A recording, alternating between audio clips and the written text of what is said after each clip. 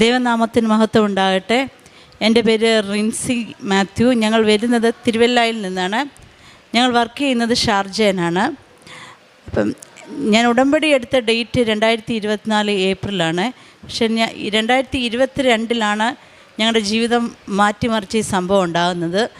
ഞങ്ങൾ ഷാർജയിൽ നിന്ന് 2022 ഓഗസ്റ്റിൽ വെക്കേഷന് വന്ന സമയത്ത് ഞങ്ങൾ 3 പേരും കാറിൽ ഡ്രൈവ് ചെയ്യുന്ന സമയത്ത് എൻ്റെ ഹസ്ബൻഡ് പെട്ടെന്ന് അൺകോൺഷ്യസ് ആകുകയും സ്റ്റിയറിങ്ങിലോട്ട് പുള്ളി പെട്ടെന്ന് അങ്ങ് വീഴുകയായിരുന്നു. അപ്പം പെട്ടെന്ന് പുള്ളി സ്റ്റോപ്പ് ചെയ്തുകൊണ്ട് ഞങ്ങൾക്ക് അപകടം സംഭവിച്ചില്ല. അപ്പം രാത്രി ഏകദേശം 8:30 ഒരു ചെറിയ ടൗൺ ആയിരുന്നു. ഞാൻ അവിടെയുള്ള ആൾക്കാരെയൊക്കെ വിളിച്ചു. അവരെല്ലാം ഓടി വന്ന് എല്ലാവരും കൂടി എന്താ സംഭവിച്ചെന്ന് ഞങ്ങൾക്ക് ആർക്കും അറിയുന്നില്ല. അപ്പോൾ പെട്ടെന്ന് അതുവഴി ഒരു നേഴ്സ് കാറിൽ പാസ് ചെയ്യുകയും ഇത് കണ്ടുകൊണ്ട് സിസ്റ്റർ അവിടെ നിർത്തിയിട്ട് CPR കൊടുത്തു. അങ്ങനെ എൻ്റെ ഹസ്ബൻഡിന് കോൺഷ്യസ് ആയി. എന്നാലും പുള്ളിക്ക് ഒട്ടും വയ്യ. അപ്പം ഞങ്ങൾ നേരെ ആ ജംഗ്ഷനിലുള്ള ഓട്ടോറിക്ഷ ഡ്രൈവേഴ്സ് ഞങ്ങളുടെ കാർ എടുത്തുകൊണ്ട് നേരെ പുഷ്പഗിരി ഹോസ്പിറ്റലിലേക്ക് അദ്ദേഹത്തേക്ക് ഞങ്ങളും കൂടെ പോവുകയാണ്. അവിടെ ചെന്ന് ഞങ്ങൾ എമർജൻസി ചെന്നു. അങ്ങനെ ടെസ്റ്റുകളൊക്കെ ഡോക്ടർക്ക് ഒരു ഡൗട്ട് തോന്നി. ഡോക്ടർ പറഞ്ഞു നമുക്കൊരു CT എടുക്കാമെന്ന് പറഞ്ഞു. അപ്പോൾ എൻ്റെ ഹസ്ബൻഡിന് വേദന എടുത്തിട്ട് പൊളയുക. അങ്ങനെ CT എടുത്തപ്പോഴാണ് അവർ വളരെ വിഷമിച്ചു പോയി. കാരണം അയോട്ടിക് അനൂറിസം റപ്ചർ ആകുകയാണ്. എന്ന് വെച്ചാൽ അത് വെരി സീരിയസ് കണ്ടീഷനാണ്. കാരണം രക്ഷപ്പെട്ടവർ വളരെ ചുരുക്കമാണ്. അപ്പം അങ്ങനെ അയോട്ട എന്ന് വെച്ചാൽ നമ്മുടെ ബ്ലഡ് പോകുന്ന മെയിനായിട്ടുള്ള ആ വെസലാണ്. അവിടെയാണ് ഇവിടെ അനൂറിസം വന്നിരിക്കുന്നത്. അപ്പോൾ ഡോക്ടർ എന്നെ വിളിച്ചിട്ട് പറഞ്ഞു നിങ്ങൾക്കിത് അറിയാമോ എന്ന് എനിക്കറിയത്തില്ല. ആക്ച്വലി എനിക്കും അറിയത്തില്ലായിരുന്നു. ഞാനും ഇങ്ങനൊരു സംഭവം കേട്ടിട്ടില്ല, ഇങ്ങനൊരു അസുഖത്തെ പറ്റി. അപ്പോൾ എന്നോട് പറഞ്ഞു എനിക്കൊന്നും ചെയ്യാൻ ഞങ്ങൾക്കിവിടെ പറ്റത്തില്ല. കാരണം ഇതിൽ 99% പേഷ്യൻറ്റും രക്ഷപ്പെടാറില്ല. അങ്ങനെ ഞങ്ങളപ്പം ശരിക്കും ഞങ്ങളങ്ങ് എന്താ ചെയ്യേണ്ടത്? കാരണം വളരെ സന്തോഷത്തോട് ഒരു വെക്കേഷൻ ആഘോഷിക്കാൻ വന്ന ഞങ്ങൾ പെട്ടെന്ന് ഇങ്ങനൊരു അവസ്ഥയിൽ പോകാം. ഞങ്ങളൊരു ഹോസ്പിറ്റലിൽ അതിനു മുമ്പ് ഒന്ന് അഡ്മിറ്റ് ആവുകയോ ഒന്നും ചെയ്തിട്ടില്ലാത്ത ആൾക്കാരാണ്. അങ്ങനെ ഞങ്ങൾ അപ്പം പറഞ്ഞ് നമുക്ക് മറ്റു ഹോസ്പിറ്റൽ ട്രൈ ചെയ്യാമെന്ന് പറഞ്ഞ് അപ്പോൾ ഏകദേശം രാത്രി 10 മണിയായി. പത്തനംതിട്ട, കോട്ടയം ജില്ലകളിലെ എല്ലാ ഹോസ്പിറ്റലുകളിലും അവരും ഞങ്ങളും കൂടെ ചേർന്ന് വിളിച്ചിട്ടും ഓരോ ഹോസ്പിറ്റലുകാരും ഞങ്ങളെ എടുക്കത്തില്ല. കാരണം അങ്ങനെ ഒരു പേഷ്യൻറ്റിനെ എടുത്തിട്ട് അവർക്ക് യാതൊരു പ്രയോജനവും ഇല്ല. അങ്ങനെ ഞങ്ങൾ കോട്ടയം മെഡിക്കൽ കോളേജിലേക്ക് പോവുക. കാരണം അവിടെ ആരെയും നിരസ്കരിക്കത്തില്ലല്ലോ. അങ്ങനെ അപ്പോൾ ഞങ്ങൾക്ക് അറിയത്തില്ല കോട്ടയം മെഡിക്കൽ കോളേജിൽ അവരെന്ത് ഞങ്ങളെ ചെയ്യും. ഈ രാത്രിയിൽ പ്രതീക്ഷകളൊന്നുമില്ലാതെ ഞങ്ങൾ പ്രാർത്ഥിക്കുന്ന ഒരു ഫാമിലിയാണ്. എപ്പോഴും ദൈവത്തിൻ്റെ നാമത്തിന് വേണ്ടി നിൽക്കുന്ന ഒരു കുടുംബമാണ് ഞങ്ങൾ. അങ്ങനെ ഞങ്ങൾ കോട്ടയം മെഡിക്കൽ കോളേജിൽ ചെന്നു, എമർജൻസി ചെന്നു. എന്താണെന്ന് എനിക്കറിയത്തില്ല. ദൈവത്തിൻ്റെ വലിയ പ്രവർത്തനം അവിടെ ഉണ്ടായിരുന്നു. ഞങ്ങൾക്ക് വേണ്ടി അവർ തിയേറ്റർ അപ്പം തന്നെ റെഡിയാക്കി. അപ്പം ഞാൻ കേൾക്കുന്നുണ്ട് ആ എമർജൻസിയിലെ തിയേറ്ററിലെ ഡോക്ടറോട് പറയുന്നു ഒരു ചാൻസും ഇല്ല രക്ഷപ്പെടാൻ, റപ്ചറായി. അവർ റപ്ചറായി കഴിഞ്ഞാൽ വയറ്റ് മുഴുവൻ ബ്ലഡ് സ്പ്രെഡ് ചെയ്തുകൊണ്ടിരിക്കുകയാണ്, ഒരു രക്ഷയില്ല എന്ന് പറയുന്നത് ഞാൻ കേൾക്കുന്നുണ്ട്. അങ്ങനെ പെട്ടെന്ന് അവർ വളരെ പെട്ടെന്ന് തന്നെ അവർ തിയേറ്ററിൽ കയറ്റി. അറൗണ്ട് 12 മണിക്കൂർ സർജറി അവർ ചെയ്തു കഴിഞ്ഞിട്ട് എന്നോട് പറഞ്ഞു 48 hours ഒരു ചാൻസും നമുക്ക് പറയാനില്ല എന്ന് പറഞ്ഞു. അങ്ങനെ ഞങ്ങളിങ്ങനെ നിന്നു. അത് കഴിഞ്ഞപ്പോൾ അദ്ദേഹത്തിൻ്റെ വയറ് ക്ലോസ് ചെയ്യാൻ പറ്റത്തില്ല, അവിടെ മുഴുവൻ നീരായി. അങ്ങനെ വെൻറ്റിലേറ്ററിലേക്ക് പ്രവേശിപ്പിച്ചു. ഫുൾ വെൻറ്റിലേറ്റർ സപ്പോർട്ടിൽ 1 വീക്ക് അവിടെ കിടത്തി. അപ്പോഴും വയറ് തുറന്നിട്ടേക്ക് അടയ്ക്കാൻ പറ്റുന്നില്ല. അപ്പോൾ അവർക്ക് അതിൽ കൂടുതലൊന്നും വയറ് തുറന്നിടാൻ പറ്റത്തുമില്ല. അങ്ങനെ മെഡിക്കൽ കോളേജുകാർ സർജറി ചെയ്യാൻ തീരുമാനിച്ചിട്ട് ട്രക്കിയോസ്റ്റമി എന്ന് വെച്ചാൽ വെൻറ്റിലേറ്റർ സപ്പോർട്ടിൽ ശ്വാസം എടുക്കുക. ട്രക്കിയോസ്റ്റമി ഇട്ടു. കൊളസ്റ്റമി ബാഗ്, കാരണം അവിടെ എല്ലാം നീരായി. കാരണം ബ്ലഡ് വന്ന് നിറഞ്ഞിട്ട് ഫുൾ ബ്ലഡാണ് വയറ്റിൽ. അപ്പോൾ അത് മുഴുവൻ ക്ലീൻ ചെയ്ത് വന്നപ്പോഴത്തേക്ക് ഇൻറ്റസ്റ്റൈനൊക്കെ ഇൻഫെക്ഷനായി. അങ്ങനെ കൊളസ്റ്റമി ബാഗ് ഇട്ടു. അങ്ങനെ അവർ അടുത്ത 48 hours പറഞ്ഞു. കാരണം ഇൻഫെക്ഷനായി, അതോടുകൂടി ന്യൂമോണിയയുമായി. ഇനിയും രക്ഷപ്പെടാൻ യാതൊരു ചാൻസും ഞങ്ങളുടെ മുന്നിലില്ല. അപ്പം ഞങ്ങൾക്ക് വേണ്ടി അനേകം പേർ പ്രാർത്ഥിക്കുന്നുണ്ട്. അങ്ങനെ ഞാൻ എൻ്റെ ഒരു ഫ്രണ്ട് എറണാകുളത്തുണ്ട്, അവളോട് ഒരു ആൻറ്റിബയോട്ടിക് ചോദിക്കാൻ വേണ്ടി വിളിച്ചിങ്ങനെ ഒരു കാര്യം. അപ്പോൾ അവൾ എന്നോട് പറഞ്ഞോട്ടി ഇങ്ങനെ കൃപാസനം എന്ന് വന്നൊരു സ്ഥലമുണ്ട്. ഞാനൊരു കാത്തലിക് വിശ്വാസിയല്ല, ഞാൻ മാതാവിനോട് പ്രാർത്ഥിച്ചിട്ടും എൻ്റെ ജീവിതത്തിലില്ല. അന്നാണ് ഞാൻ ജീവിതത്തിൽ ആദ്യമായി മാതാവിൻ്റെ ഒരിത് കേൾക്കുന്നത്. അപ്പോൾ അവൾ എന്നോട് പറഞ്ഞു ഇങ്ങനെ കൃപാസനം എന്ന് പറഞ്ഞൊരു ചർച്ചുണ്ട്, ഞാൻ അവിടെ ഉടമ്പടി എടുത്തൊരു വ്യക്തിയാണ്, നീ ഒരു കാര്യം ചെയ്യും, ഞാൻ ഇപ്പോൾ തന്നെ എറണാകുളത്തു നിന്ന് കോട്ടയത്ത് വരാം, നിനക്ക് തന്നെ ഒരു ഓയിലുണ്ട്, അത് നീ എങ്ങനെയല്ലോ ICUവിൽ പോയി പുരട്ടാൻ പറഞ്ഞു. അങ്ങനെ അവൾ വൈകിട്ടായപ്പോൾ അവിടെ എത്തി എനിക്ക് ഈ ഓയിൽ തന്നിട്ട് പറഞ്ഞു നീ പോയി പുരട്ടാൻ പറഞ്ഞു. അത് കഴിഞ്ഞിട്ട് എനിക്ക് പേപ്പർ കൊടുത്തിട്ട് എൻ്റെ മകനോട് പറഞ്ഞു ഈ പേപ്പർ അവിടെ എല്ലാം കൃപാസന പത്രം കൊടുക്കാൻ പറഞ്ഞു. അപ്പോൾ എനിക്ക് ഇതൊന്നും അറിയില്ല. ഞാൻ ജീവിതത്തിൽ ആദ്യമായി മാതാവെന്ന് വിളിക്കുന്ന അന്നാണ്. അങ്ങനെ ഞാൻ അവിടെ വെച്ച് ഈ പേപ്പർ കൊടുത്ത് ഈ ഓയിൽ പുരട്ടി. പിന്നീടൊരു അത്ഭുതങ്ങൾ ഞാൻ സത്യം പറഞ്ഞാൽ കാണുമായിരുന്നു. അങ്ങനെ ഏകദേശം 26 ദിവസം എൻ്റെ ഹസ്ബൻഡ് അവിടെ വെൻറ്റിലേറ്ററിലായിരുന്നു. അങ്ങനെ പുള്ളിയുടെ ഇൻഫെക്ഷനൊക്കെ കുറഞ്ഞു വന്നു. കാരണം ആദ്യം നോക്കുമ്പോൾ ബ്ലഡ് റിസൾട്ടൊന്നും നമുക്ക് ചിന്തിക്കാൻ വയ്യ. ഒരവയവം പോലും നല്ല രീതിയിൽ വർക്ക് ചെയ്യുന്നതില്ല, ഫുൾ. കാരണം ഒരു ചാൻസസ് ഇല്ലാതെ പുള്ളി അവിടെ കിടത്തിയേക്കുക. അടുത്തൊരു പേഷ്യൻ്റ് വന്നു കഴിഞ്ഞാൽ മെഡിക്കൽ കോളേജുകാർ വെൻറ്റിലേറ്റർ മാറ്റും, അവർക്ക് ആവശ്യം ഇഷ്ടം പോലുണ്ട്. എന്തോ ഒരു അത്ഭുതം പോലെ 26 ദിവസം കഴിഞ്ഞപ്പോൾ വെൻറ്റിലേറ്റർ മാറ്റി, ട്രക്യോസ്റ്റമി കണക്ഷൻ മാറ്റി. പക്ഷേ കൊളസ്റ്റമി ബാഗ് ഉണ്ട്, എല്ലാം ഉണ്ട്. ഏകദേശം 40 ദിവസം ഞങ്ങൾ കോട്ടയം മെഡിക്കൽ കോളേജിലെ ICUവിലായിരുന്നു. അങ്ങനെ ഞങ്ങൾ ഡിസ്ചാർജ് ആയി. എന്നാലും ഏകദേശം 30 കിലോ അദ്ദേഹത്തിൻ്റെ പോയി. അദ്ദേഹത്തിന് ഈ കാര്യങ്ങൾ ആകെ അറിയാവുന്നത് ജംഗ്ഷനിൽ വണ്ടി ഓടിച്ചതല്ലാതെ പിന്നെ 15 ദിവസം കഴിഞ്ഞപ്പോഴാണ് ചോദിക്കുന്നത് ഞാനിപ്പോൾ എവിടെ കിടക്കുന്നതെന്നുള്ള കാര്യം. അതുപോലും അറിയാതാണ് കിടക്കുന്നത്. അങ്ങനെ ഞങ്ങൾ കൊളസ്റ്റമി ബാഗുമായി വീട്ടിൽ വന്നു. അവർ പറഞ്ഞു ഒരു 2 മാസം കഴിഞ്ഞ് നിങ്ങൾക്കത് റിവേഴ്സ് ചെയ്യാമെന്ന് പറഞ്ഞു. അങ്ങനെ റിവേഴ്സ് ചെയ്യാൻ ഞങ്ങൾ പല ഹോസ്പിറ്റലിൽ ചെയ്തപ്പോൾ എല്ലാവർക്കും പേടി. കാരണം ഇത്രയും ക്രിട്ടിക്കൽ ആയിരുന്ന ഒരു പേഷ്യനെ തൊടാൻ മിക്ക ഹോസ്പിറ്റലുകാരും മടിക്കുക. പ്രൈവറ്റ് ഹോസ്പിറ്റൽസിലാണ് ഞങ്ങൾ ചെന്നത്. ആരും എടുക്കാൻ താല്പര്യപ്പെടുന്നില്ല റിവേഴ്സ് ചെയ്യാൻ. കാരണം അതിൻ്റെ ഒത്തിരി ക്രിട്ടിക്കൽ പ്രോബ്ലംസ് അവർ നമ്മളോട് പറഞ്ഞു. പക്ഷേ ആ ബാഗ് ഇട്ട് നമുക്ക് എത്ര നാൾ ജീവിക്കാൻ പറ്റും? കാരണം നമ്മുടെ മലമെല്ലാം വരുന്ന ഈ ബാഗിലാണ്. പലപ്പോഴും രാത്രി കാലങ്ങളിൽ ഇത് പൊട്ടും, നമുക്ക് എങ്ങും പോകാൻ പറ്റത്തില്ല. ഒത്തിരി പ്രശ്നങ്ങളിൽ കൂടെ ഞങ്ങൾ കടന്നു പോയിക്കൊണ്ടിരിക്കുക. അങ്ങനെ ഒരു പ്രാവശ്യം ഞങ്ങൾ അമൃത ഹോസ്പിറ്റലിലോട്ട് പോകാൻ നേരം ഇവിടെ കൃപാസനത്തിൽ ഞങ്ങൾ ആദ്യമായി കയറുകയാണ്. ജീവിതത്തിൽ ഇന്നേ വരെ കൃപാസനം അന്ന് ആദ്യമായി കേട്ടത് പിന്നെ കാണുക. അപ്പോൾ ഈ കൃപാസനം കണ്ടപ്പം തന്നെ എൻ്റെ ഹൃദയം അങ്ങ് ഭയങ്കരമായിട്ട് സന്തോഷിച്ചു. അങ്ങനെ ഞാൻ ഹസ്ബൻഡുമായിട്ട് ഞങ്ങൾ 3 പേരും ഇവിടെ കയറി. ഞങ്ങൾ സത്യം പറഞ്ഞാൽ ഇവിടെ വന്ന് പൊട്ടിക്കരയുകയായിരുന്നു. കാരണം ഞങ്ങളുടെ എല്ലാം നഷ്ടപ്പെട്ടു, ഞങ്ങൾക്കൊരു മെറിറ്റില്ല, ഞങ്ങളാകെ 0 ആയിട്ടിരിക്കുന്ന സമയങ്ങളാണ്. അങ്ങനെ ഇവിടെ വന്ന് പ്രാർത്ഥിച്ച് ഞങ്ങൾ പോവുക, അമൃത ഹോസ്പിറ്റലിലോട്ട് പോവുക. അപ്പം ഞാൻ ആ സമയം അത് കഴിഞ്ഞ് തിരിച്ചു പോയി. 40 ദിവസം കഴിഞ്ഞപ്പോൾ എനിക്ക് ജോലിയുണ്ട് അവിടെ. കാരണം എൻ്റെ ജോലിയിലാണ് ഇനിയുള്ള കാര്യങ്ങൾ പോകേണ്ടത്. അങ്ങനെ ഞാൻ തിരിച്ചു പോയി. അപ്പോൾ എൻ്റെ ഫാദർ മരിച്ചിട്ട് ഞാനൊരു 10 ദിവസത്തേക്ക് വന്നേക്കുക. അപ്പോൾ ഈ റിവേഴ്സലൊന്ന് അമൃതയിൽ പോയി ചോദിച്ച് അവരൊന്ന് ചെയ്യുമോ എന്നറിയാൻ വേണ്ടി ഞാൻ പോയി. ഞാനിവിടെ വന്ന് പ്രാർത്ഥിച്ച് കഴിഞ്ഞിട്ട് ഒരു സെക്യൂരിറ്റി എൻ്റെ പുറകിൽ ഞങ്ങൾ കാറ് പാർക്ക് ചെയ്യുന്നതിൻ്റെ അവിടെ വന്നിട്ട് പറഞ്ഞു തിരിച്ചു വന്ന് ഇവിടെ നന്ദി പറയണമെന്ന് എന്നോട് പറഞ്ഞു. അങ്ങനെ ഞങ്ങൾ പോയി. അവിടെ ചെന്നപ്പോൾ ആ ഡോക്ടർ പറഞ്ഞു, ഞാൻ പറഞ്ഞു എനിക്കിങ്ങനെ അടുത്ത ആഴ്ച എങ്ങനെയാണ് ഡോക്ടർ ഒന്ന് ചെയ്യാമോ എന്ന് ചോദിച്ചപ്പം ഡോക്ടർ പറഞ്ഞു നിങ്ങൾ എന്താ ഈ പറയുന്നത്, ഇവിടെ എത്ര പേഷ്യൻ്റ് വെയിറ്റിംഗാണ്, 1 മന്ത് കഴിയാതെ ഇത് ചെയ്യാൻ പറ്റില്ല. പക്ഷേ എൻ്റെ ഇവിടുന്ന് കിട്ടിയ ഒരു കാശ് മാതാവിൻ്റെ രൂപം എൻ്റെ കയ്യിലുണ്ടായിരുന്നു. ഞാനത് വെച്ചോണ്ടാണ് ഇവിടെ പോയിരുന്നത്. അങ്ങനെ ഡോക്ടർ ബുക്ക് ഈ 1 മാസം കഴിഞ്ഞ് എഴുതാൻ തിരിക്കുമ്പോഴാണ് നോക്കുന്നത് ആ ഫ്രൈഡേയിൽ ഒരാളുടെ സർജറിക്കുള്ള സ്പേസ് കിടക്കുക.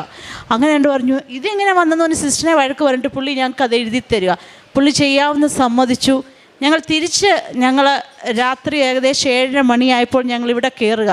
തിരിച്ച് നന്ദി പറയണമെന്ന് ആ സെക്യൂരിറ്റി എന്നോട് പറഞ്ഞിട്ടുണ്ട്. തിരിച്ചു പോയപ്പോൾ ഞങ്ങളിവിടെ കയറി. ഞങ്ങൾ ആ കിണറിൻ്റെ അവിടെ ഇങ്ങനെ പ്രാർത്ഥിച്ച് കഴിഞ്ഞിങ്ങനെ ഞങ്ങൾക്ക് എന്താ പറയുന്നത് എല്ലാം 0 ആയിരിക്കുന്നവരാ. ഞങ്ങളവിടെ ഇങ്ങനെ നിൽക്കുമ്പം ഒരാൾ കാഷ്വൽ ഡ്രസ്സിൽ ഇങ്ങോട്ട് വന്നിട്ട് എൻ്റെ ഹസ്ബൻഡിൻ്റെ അടുത്തോട്ട് വരിക. അപ്പോൾ അതായിരുന്നു ജോസഫ് അച്ഛനായിരുന്നു. അതെങ്ങനെയാണെന്ന് എനിക്ക് പറയാൻ അറിയത്തില്ല. അച്ഛൻ ഇങ്ങോട്ട് വന്നിട്ട് നേരെ എൻ്റെ ഹസ്ബൻഡിൻ്റെ കൊളസ്റ്റമി ബാഗിൻ്റെ അവിടോട്ട് കൈ വെച്ചിട്ട് ഹസ്ബൻഡിനോട് പറഞ്ഞു വിശ്വാസ പ്രമാണം ചൊല്ലാൻ പറഞ്ഞു. അപ്പോൾ ഞങ്ങൾ ക്രിസ്ത്യനാണോ എന്ന് അച്ഛനെ അറിയത്തില്ല, ഒന്നും ഞങ്ങൾ സംസാരിച്ചിട്ടില്ല. അച്ഛൻ പരിശുദ്ധാത്മാവിൻ്റെ നിറവിൽ നിന്ന് എൻ്റെ ഹസ്ബൻഡിന് വേണ്ടി അങ്ങോട്ട് പ്രാർത്ഥിച്ചിട്ട് പറഞ്ഞു പോയി സർജറി ചെയ്തിട്ട് തിരിച്ചു വാന്ന് പറഞ്ഞു. അത് അറിയത്തില്ല, അത് മാതാവ് വന്ന് ഞങ്ങളോട് ചെയ്ത്. കാരണം ഞാൻ പിന്നീട് അറിഞ്ഞ് അച്ഛനെ കാണാൻ പലരും ക്യൂ നിൽക്കുന്നൊരു സ്ഥലത്ത് അച്ഛൻ ഞങ്ങളുടെ അടുത്തോട്ട് ഡയറക്റ്റ് വന്ന് ഇങ്ങനെ സംസാരിക്കുക. അങ്ങനെ ഞാനിത് പറഞ്ഞപ്പോൾ എല്ലാവരും പറയും അയ്യോ ഞങ്ങൾക്ക് കുളിര് കോരുന്നു, ഇത് വിശ്വസിക്കാൻ ഞങ്ങൾക്ക് പറ്റുന്നില്ല എന്നൊക്കെ എന്നോട് പലരും പറഞ്ഞു. അങ്ങനെ ഞങ്ങൾ അമൃതയിൽ ആ ഫ്രൈഡേ പോയി സർജറി ചെയ്ത് വളരെ ഭംഗിയായിട്ട് ഞങ്ങൾക്ക് ആ സർജറി ചെയ്യാൻ പറ്റി. അങ്ങനെ കൊളസ്റ്റമി റിവേഴ്സൽ ചെയ്തു. അത് കഴിഞ്ഞിട്ട് ഞങ്ങൾ അന്നേരം സർജറി കഴിഞ്ഞ് പോകുമ്പോഴും ഇവിടെ വന്ന് മാതാവിന് ഇവിടെ വന്ന് നന്ദി പറഞ്ഞിട്ടാണ് പോയത്. അങ്ങനെ പക്ഷേ എന്നിട്ടും പ്രശ്നങ്ങൾ കഴിഞ്ഞിട്ടില്ല. അപ്പോൾ ഇട്ടേക്കുന്ന ഗ്രാഫ്റ്റാണ്. ഈ അയോട്ടയ്ക്ക് പകരം എൻ്റെ ഹസ്ബൻഡ് ഇട്ടേക്കുന്ന ഒരു ഗ്രാഫ്റ്റ് ഇട്ടിട്ടുണ്ട്. ഈ ഇൻഫെക്ഷൻ ആ ഗ്രാഫ്റ്റിൽ കയറി പിടിച്ചു. പിന്നീടും ഈ ഗ്രാഫ്റ്റിൽ ഇൻഫെക്ഷൻ കയറി പിടിച്ചു കഴിഞ്ഞാൽ വളരെ ഡേഞ്ചറസാണ്. അങ്ങനെ ഞങ്ങൾ പിന്നെ വെല്ലൂർ CMC ഹോസ്പിറ്റലിലോട്ട് പോവുകയാണ്. അപ്പോഴൊന്നും ഞാനിവിടെ ഇല്ല, കാരണം എനിക്ക് ജോലിയുണ്ട്. ഒത്തിരി ലീവ് എടുത്ത് എൻ്റെ ലീവെല്ലാം നഷ്ടപ്പെട്ടിരിക്കുന്ന സമയമാണ്. അപ്പം ഞാൻ ജോലി തിരിച്ചു പോയി. ഞങ്ങളപ്പം ഞങ്ങളുടെ സഹോദരങ്ങളും ഞങ്ങളുടെ ഒരു മെയിൽ നേഴ്സൊക്കെയാണ് അദ്ദേഹത്തെ നോക്കുന്നത്. അങ്ങനെ വെല്ലൂർ പോയി. അപ്പോൾ അവർ കണ്ടപ്പോഴേ ആദ്യം പറഞ്ഞു, ഇതൊരു മിറക്കിളാണ്, ഈ മനുഷ്യനൊരു മിറക്കിളാണ്, നിങ്ങൾ എങ്ങനെ രക്ഷപ്പെട്ട് ഇവിടം വരെ എത്തിയെന്ന വെല്ലൂരുകാർ ആദ്യം ഞങ്ങളോട് ചോദിക്കുന്ന ചോദ്യം. അപ്പം ഞാൻ പറയും, ഇത് മാതാവിൻ്റെ വലിയൊരു അത്ഭുതം കൊണ്ട് മാത്രമാണ് ഞങ്ങൾ അവിടം വരെ എത്തിയത്. അങ്ങനെ ആ ഡോക്ടർക്ക് സർജറി ചെയ്യാൻ വലിയൊരു താല്പര്യം. കാരണം ആ ഒരു കേസ് ഓൾറെഡി ഇൻഫെക്റ്റഡായി ഒരു ഗ്രാഫ്റ്റ് ഇനിയും ഫുള്ള് റിമൂവ് ചെയ്യണം. എന്നിട്ടും അവർ ഞങ്ങളെ ഏറ്റെടുത്തിട്ട് ഏകദേശം 3 മാസം അദ്ദേഹം വെല്ലൂരിലായിരുന്നു. അപ്പോൾ അതിൻ്റെ ഇടയ്ക്ക് ഞാൻ ഇവിടെ വന്ന് ഉടമ്പടി എടുത്ത് 2024 ഏപ്രിൽ ഞാൻ ഇവിടെ വന്ന് ഉടമ്പടി എടുത്തു. അങ്ങനെ വെല്ലൂരിൽ അത് ഭയങ്കര വിജയമായിട്ട് ആ സർജറി ചെയ്തു. അപ്പം ഞങ്ങൾക്ക് ഇനിയും ഒരു ആൻറ്റിബയോട്ടിക് ഇന്ത്യയിലില്ല തരാൻ. കാരണം അത്രയ്ക്ക് ആൻറ്റിബയോട്ടിക്സ് എല്ലാം ഇന്ത്യയിലുള്ളത് ഉപയോഗിച്ച് കഴിഞ്ഞു. കാരണം ആ സ്യൂഡോമോണസ് എന്ന് പറഞ്ഞ് ഭയങ്കര ഒരു ബാക്ടീരിയയാണ് കയറിയിരിക്കുന്നത്. അപ്പം ഇനിയില്ല. അപ്പം വെല്ലൂരുകാർ പഠനാവശ്യത്തിന് വേണ്ടി നമ്മളെ അവർ ട്രയലായിട്ട് നിർത്താറുണ്ട് പല. പക്ഷെ ഞങ്ങൾക്കൊന്നും നഷ്ടപ്പെടാനില്ലാത്തതുകൊണ്ട് ട്രയലെങ്കിൽ ട്രയൽ. അങ്ങനെ ആൻറ്റിബയോട്ടിക് അവർ വേറൊരു രാജ്യത്തു നിന്ന് നമുക്ക് വേണ്ടി ട്രയലായിട്ട് വരുത്തി ഞങ്ങളുടെ ശരീരത്തിൽ അത് പ്രയോഗിച്ചു അദ്ദേഹത്തിൻ്റെ. അത് വളരെ സക്സസ് ആണ്. അപ്പോൾ ഇവിടെ എല്ലാം ഞാനപ്പം ലൈറ്റ് എ ക്യാൻഡിൽ പ്രെയർ, ഞങ്ങളുടെ വീട്ടിൽ ആ മെഴുകുതിരി സർജറിയൊക്കെ വെല്ലൂർ ചെയ്യുമ്പം ഞാൻ ഷാർജയിലാണ് മോളും. ഞാൻ ആ ബ്ലൂ മെഴുകുതിരി ഞാൻ കത്തിച്ച് വെച്ച് ആ സർജറി തീരുന്നത് വരെ ഞാൻ ആ മെഴുകുതിരി ഇങ്ങനെ മണിക്കൂറുകൾ കത്തിച്ച് വെച്ചിരുന്ന് പ്രാർത്ഥിക്കുമായിരുന്നു. അങ്ങനെ വളരെ വിജയമായി അദ്ദേഹത്തിന് വെല്ലൂരിൽ നിന്ന് തിരിച്ചു വന്നു. ഏകദേശം 1-2 വർഷം ഞങ്ങൾ വളരെ കഷ്ടപ്പാടിലും പ്രയാസത്തിലുമായിരുന്നെങ്കിലും എന്താ പറയുക, മാതാവിൻ്റെ വലിയൊരു അത്ഭുതം ഞങ്ങളവിടെ പ്രയോഗിച്ചു. ഞങ്ങൾ വളരെ, ഞാൻ ആദ്യം പറഞ്ഞതുപോലെ തന്നെ ഞങ്ങൾ പ്രാർത്ഥിക്കുന്ന ഒരു ഫാമിലി തന്നെയാണ്. ഞങ്ങൾ വളരെ പ്രാർത്ഥിക്കുന്ന ഒരു കുടുംബക്കാരാണ്. അപ്പോൾ അതിൻ്റെ ഒരു ശക്തിയും എല്ലാം കൂടായി ഞങ്ങളെ 2 വർഷം കഷ്ടപ്പാടിൻ്റെ നടുവിലും ദൈവത്തിൻ്റെ കൃപ ഞങ്ങൾക്ക് ദർശിക്കാൻ സാധിച്ചു. അതാണ്. അപ്പം ഞങ്ങളിപ്പോൾ എല്ലാവരുടെയും മുന്നിലൊരു സാക്ഷിയാണ്. കാരണം ഞങ്ങളുടെ ഈ കഥ അറിയാത്തവരില്ല, എല്ലാവർക്കും ഞങ്ങളെപ്പറ്റി അറിയാം. അപ്പോൾ എല്ലാവരുടെയും മുന്നിലൊരു ദൈവത്തിൻ്റെ സാക്ഷിയായിട്ട് ഞങ്ങൾ ഇങ്ങനെ നിൽക്കുന്നതാണ് ഞങ്ങളുടെ ജീവിതത്തിലെ ഏറ്റവും വലിയൊരു സന്തോഷം. പിന്നീട് ഞാൻ ഉടമ്പടിയിൽ ഒരു വിഷയം വെച്ച്, കാരണം ഞങ്ങളുടെ കുഞ്ഞുങ്ങൾ പഠിക്കുക 2 പേരും. അപ്പോൾ അദ്ദേഹം എയർപോർട്ടിലാണ് ജോലി ചെയ്തത്. ഇനിയിപ്പം ആ ജോലി ചെയ്യുക സാധ്യമല്ല. അപ്പം ഞാൻ ഓർത്തു, അദ്ദേഹത്തിൻ്റെ ആരോഗ്യത്തിന് പറ്റിയൊരു ജോലി കിട്ടിയിരുന്നേൽ നല്ലതായിരുന്നു. പക്ഷെ സാധിക്കുമോ എന്ന് അറിയത്തില്ല. കാരണം ഓൾറെഡി മുന്നേ അറിയാം ഞങ്ങളുടെ ഈ അസുഖത്തിൻ്റെ കാര്യം. എന്നാൽ ഞാൻ ഈ ഉടമ്പടി എടുത്ത് തിരിച്ച് ഷാർജ ചെന്നു. അത് ഞങ്ങളെല്ലാവരും കൂടാണ് പോയത്. 2 ആഴ്ച കഴിഞ്ഞപ്പോൾ ഇങ്ങോട്ടൊരാൾ അദ്ദേഹത്തിൻ്റെ ആരോഗ്യത്തിന് പറ്റിയൊരു ജോലി ഇങ്ങോട്ട് പറഞ്ഞിട്ട് ഇത് ജോയിൻ ചെയ്യാൻ വേണ്ടി പറഞ്ഞു. അത് എങ്ങനെയാണെന്ന് എനിക്ക് വിശ്വസിക്കാൻ പറ്റത്തില്ല. എല്ലാം എൻ്റെ ദൈവത്തിൻ്റെ ഒരു കൃപയും കടാശവും. അദ്ദേഹം ഇപ്പോഴും ജോലിക്ക് പോകുന്നു. ഞങ്ങളിപ്പോൾ വെക്കേഷന് വന്നാണ്. പിന്നെ എൻ്റെ മോളുടെ കാര്യം ഞാൻ എഴുതിയായിരുന്നു. എൻ്റെ മോളും അവിടെയാണ് പഠിക്കുന്നത്. അവൾ 10th പരീക്ഷ എഴുതിയപ്പം ഒരു 87 ഞങ്ങൾ പ്രതീക്ഷിച്ചിരുന്നത്. അവളപ്പം ഇവക്കിപ്പം മാതാവിൽ ഞങ്ങളുടെ കുഞ്ഞുങ്ങൾ ഈ ഒരു ഇതില്ല, എൻ്റെ കുഞ്ഞുങ്ങളല്ലാതെ മാതാവിനോട് പ്രാർത്ഥിക്കുകയോ, ഞങ്ങളൊരു മാർത്തോമ വിശ്വാസികളാണ്. അപ്പം ഞങ്ങൾക്കിങ്ങനെ ഒരു മാതാവിൽ ആ ഒരു വിശ്വാസമൊന്നും ഞങ്ങൾക്കില്ലാത്ത ആൾക്കാരാണ്. അപ്പം എൻ്റെ കുഞ്ഞുങ്ങളും ഈ മാതാവിൻ്റെ മെഴുകുതിരി കത്തിച്ച് വെച്ചായിരുന്നു അവൾ എക്സാമിനൊക്കെ പോയിക്കൊണ്ടിരുന്നത്. ഏകദേശം 94% മാർക്ക് മേടിച്ച് സ്കൂളിലെ ഒരു 1 ഓഫ് ദി ടോപ്പർ ആകുവാൻ അവർക്കും സാധിച്ചു. പിന്നെ ധാരാളം അത്ഭുതങ്ങൾ ഞങ്ങളുടെ ജീവിതത്തിൽ ദൈവം തമ്പുരാൻ ഇതിന് മൂലം ഞങ്ങൾക്ക് വളരെ ദൈവകൃപയിൽ നിൽക്കുവാൻ, അതാണ് മെയിൻ.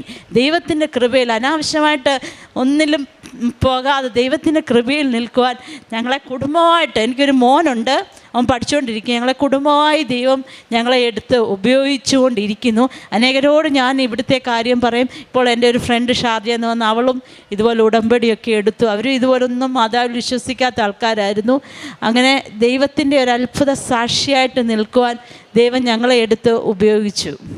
പിന്നെ ഞങ്ങൾ ചെയ്ത കാര്യങ്ങൾ എന്ന് പറഞ്ഞാൽ, ഞങ്ങൾ അവിടെ ഞങ്ങൾക്ക് അനാഥാലയം അങ്ങനെയൊന്നും ചെയ്യാൻ പറ്റുകയില്ല. പക്ഷേ ഇവിടെ പലർക്കും പൈസ അയച്ചു കൊടുക്കുവാനും അങ്ങനെയൊക്കെ ഞങ്ങൾക്ക് സാധിച്ചു. പിന്നെ അനേകരോട് എവിടെ ചാൻസ് കിട്ടിയാലും ഞങ്ങൾ ഈ ദൈവത്തെപ്പറ്റി എല്ലാവരോടും പറയും. കാരണം ദൈവം എത്ര വിശ്വസ്തനാണ്. കഷ്ടപ്പാട് തന്നാലും ആ കഷ്ടപ്പാടിൻ്റെ നടുവിൽ നമുക്ക് ദൈവത്തെ ദർശിക്കാൻ സാധിക്കും.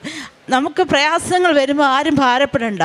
ദൈവസന്നിധിയിൽ നമ്മൾ ഉറച്ചു നിന്ന് പ്രാർത്ഥിച്ചു കഴിഞ്ഞാൽ ആ ദൈവം നമ്മളെ അതിലുപരിയായിട്ട് ആൾക്കാരുടെ മുന്നിൽ മാനിച്ച് നിർത്താൻ കഴിവുള്ള ഒരു ദൈവമാണ്.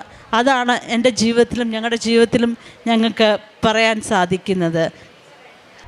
എസെക്കിയേൽ 37:14 എൻ്റെ ആത്മാവിനെ ഞാൻ നിങ്ങളിലേക്ക് നിവേശിപ്പിക്കും, നിങ്ങൾ ജീവിക്കും, ഞാൻ നിങ്ങളെയും നിങ്ങളുടെ സ്വന്തം ദേശത്ത് വസിപ്പിക്കും. കർത്താവായി ഞാനാണ് ഇത് പറഞ്ഞതെന്ന് പ്രവർത്തിച്ചതെന്നും അപ്പോൾ നിങ്ങൾ അറിയും. കർത്താവ് അരുളി ചെയ്യുന്നു. പ്രിയമുള്ളവരെ, റിൻസി മാത്യുവിൻ്റെ സാക്ഷ്യം നമ്മൾ കേട്ടു. നമ്മൾ ഒത്തിരി പേര് ഉടമ്പടിയെടുത്തവരാ. മറ്റുള്ളവരെ സഹായിക്കുന്നത് എങ്ങനെയെന്ന് ഈ റിൻസി മോളുടെ കൂടെ നമ്മൾ അറിയാൻ സാധിച്ചു. അദ്ദേഹം ഇവിടെ ഇയാൾക്കാരെ പറഞ്ഞത്, ഒരു വ്യക്തി വന്ന് ഉടമ്പടി എന്ന് പറഞ്ഞു. ഉടമ്പടി എടുക്കാൻ പോയിട്ടുണ്ടോ എന്നൊക്കെ ചോദിച്ചു. അത് റിൻസിയുടെ മനസ്സിലുണ്ടായിരുന്നു. അതിനുശേഷം അവർ ഉടമ്പടി എടുത്തിട്ട് പ്രാർത്ഥനയിൽ നീങ്ങുകയാണ്. ഒരിക്കലും സാധിക്കില്ല, ഒരിക്കലും പരിശുദ്ധ അമ്മയെന്ന് പറയാൻ പോലും അറിഞ്ഞുകൂടാത്ത ഈ വ്യക്തിയെ പരിശുദ്ധ അമ്മ പഠിപ്പിക്കുകയാണ്.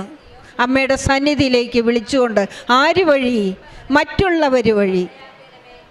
ആ ഉടമ്പടിയെടുത്ത നിങ്ങൾ വിചാരിക്കും നിങ്ങൾക്കും മാത്രമല്ല, നിങ്ങൾ മറ്റുള്ളവരോട് പറയുന്നത് സാക്ഷ്യമാണ്. അങ്ങനെയാണ് റിൻസി അറിഞ്ഞത് ഉടമ്പടി എടുക്കാമെന്ന്.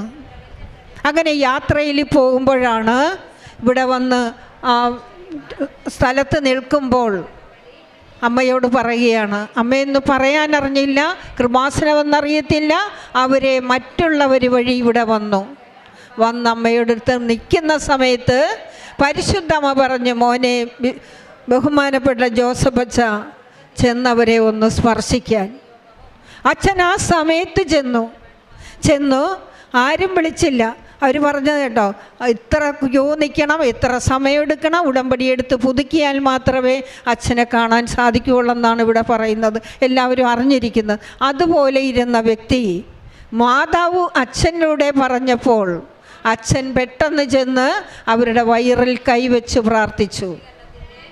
അപ്പോൾ പല വ്യക്തികളിലൂടെയാണ് പരിശുദ്ധ അമ്മ അവരിലേക്ക് പ്രവർത്തിച്ചതെന്ന് നമ്മോട് റിൻസി പറയുകയുണ്ടായി. ഇങ്ങനെയാണ് പരിശുദ്ധ അമ്മയുടെ അത്ഭുതം എല്ലായിടത്തും പറയുന്നത്. അമ്മയുടെ സാക്ഷ്യം പറയുന്നത് ഇതാണ്, എനിക്ക് സാധിക്കണം മറ്റുള്ളവരോട് അമ്മയെക്കുറിച്ച് പറയാൻ. അവരെല്ലാവരോടും പറയുന്നെന്നാണ് പറയുന്നത്. പല ഹോസ്പിറ്റലുകളിലും കൈയൊഴിഞ്ഞു. ഹോസ്പിറ്റലുകളെല്ലാം കൈയൊഴിഞ്ഞ സമയത്തും പരിശുദ്ധ അമ്മ അവരെ വിട്ടില്ലെന്ന് അവർ പറയുകയുണ്ടായി. പരിശുദ്ധ അമ്മയുടെ സാന്നിധ്യമാണ് അവരെ ഈ അൾത്താരയിൽ എത്തിച്ചതെന്ന് അവർ പറയുന്നത്. പരിശുദ്ധ അമ്മ അങ്ങനെയാ. സ്നേഹം കൊടുക്കുമെങ്കിൽ അച്ഛൻ ഉടമ്പടി പുതുക്കൽ ക്ലാസ്സിൽ പറയുന്നുണ്ട്, പൂക്കുറ്റി പോലെ അനുഗ്രഹം കൊടുക്കുന്നതാണ് ഉടമ്പടി പുതുക്കി കഴിയുമ്പോൾ കിട്ടുന്നതെന്ന്. അപ്പം ഇവർക്ക് കിട്ടിയത് പൂക്കുറ്റി പോലുള്ള അനുഗ്രഹമാണ് കിട്ടിയത്. ഈ സാക്ഷ്യം ഒരിക്കലും അവർ മറക്കത്തില്ല. ഇടിവെട്ട് സാക്ഷ്യമെന്ന് അച്ഛൻ പറയാറുണ്ട്. ഇടിവെട്ട് സാക്ഷ്യമാണ് അവർക്ക് കിട്ടിയത്. ഇത്രയോ 100 കണക്കിന് മനുഷ്യരോട് അവരിപ്പോൾ പറഞ്ഞു കാണും. അതിനുശേഷം അവരുടെ ഭർത്താവിന് ഒരിക്കലും ജോലി ചെയ്യാൻ സാധിക്കുകയില്ല. എന്നാൽ പരിശുദ്ധ അമ്മ അവിടെയും കൈവിട്ടില്ല. അമ്മ നല്ലൊരു ജോലി അയാൾക്ക് അദ്ദേഹത്തിൻ്റെ ശരീരത്തിൻ്റെ ആരോഗ്യമനുസരിച്ചുള്ള ജോലി കൊടുത്തു. ഇതാണ് പരിശുദ്ധ അമ്മ. ഈ സ്നേഹം കണ്ടാൽ ആരെങ്കിലും വിട്ടുകളഞ്ഞിട്ട് പോകാൻ പറ്റുമോ? ഈ സ്നേഹത്തിലേക്കാണ് നിങ്ങൾ കടന്നു വന്നിരിക്കുന്നത്. ഇവർ വന്ന സാക്ഷ്യം വഴിയാണ് നമ്മളിത് അറിയുന്നത്. അങ്ങനെ അമ്മയോട് പറയണം, ജീവിതകാലം മുഴുവനും അമ്മയ്ക്ക് വേണ്ടി മാത്രമേ ജീവിക്കുകയുള്ളെന്ന്. അമ്മ പ്രതിഷ്ഠീകരണത്തിൻ്റെ സാക്ഷിയാക്കി എന്നെ ഉയർത്തണമേ, എന്നെ മാറ്റണമേ. ഈ സാക്ഷ്യം എനിക്ക് തന്നത് പരിശുദ്ധ അമ്മയാണെന്ന് പറഞ്ഞിട്ടും അവർക്ക് മതിയാകുന്നില്ല. ഈ അമ്മയുടെ സ്നേഹം പങ്കുവെക്കാൻ ഇവിടെ വന്ന റിൻസിക്കും കുടുംബത്തിനും നന്ദി പറയുകയും അവർക്ക് കൊടുത്ത ദൈവത്തിൻ്റെ വലിയ കൃപ ഈശോയ്ക്ക് നന്ദി പറയുന്നതോടൊപ്പം അവർ ചെയ്യുന്ന പ്രേക്ഷിത പ്രവർത്തനം മറ്റുള്ളവർക്ക് വേണ്ടി അവരെങ്ങനെ അറിഞ്ഞോ അതുപോലെ മറ്റുള്ളവരെ അറിയിക്കുകയാണ്. സാമ്പത്തിക സഹായമായിട്ടും വസ്ത്രമായിട്ടും ഭക്ഷണമായിട്ടും എല്ലാം അവർ കൊടുത്ത് മറ്റുള്ളവരെ അറിയിക്കുകയാണ്. അവർ വിദേശ രാജ്യത്താണ് താമസിക്കുന്നതെന്ന് പറഞ്ഞു, അവിടെയും ചെന്നു ഈ അമ്മയെക്കുറിച്ച് പറയുകയാണ്. അപ്പോൾ അറിഞ്ഞത് മറ്റുള്ളവർ വഴി, ഇവർ വഴി മറ്റുള്ളവരെ അറിയിക്കുന്നു. അത് പ്രേക്ഷിത പ്രവർത്തനമാണ്. അറിയാത്തവരെ അറിയിക്കുകയും അറിഞ്ഞവരെ ആഴപ്പെടുത്തുകയുമാണ് അവർ ചെയ്യുന്നത്. അതാണ് പ്രേക്ഷിത പ്രവർത്തനം.